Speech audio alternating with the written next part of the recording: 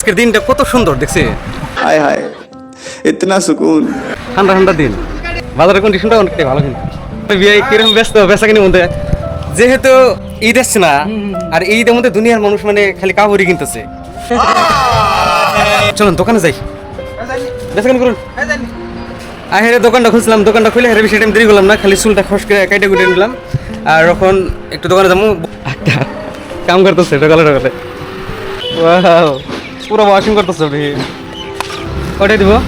50 টাকা 50 টাকা full body washing. এটা শ্যাম্পু টেম্পু মাইরে সব আর যদি শ্যাম্পু না মারে তাও 50 টাকা।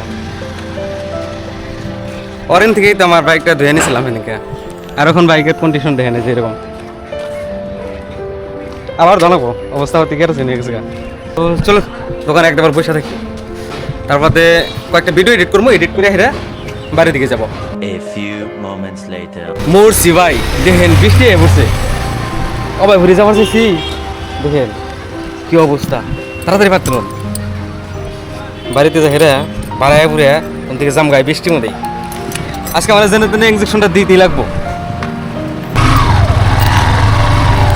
বাড়তে যাই হেরে কথা বার্তাছি আপনাদের সাথে। বৃষ্টির মধ্যে এরকম করে কথাবার্তা যায় না।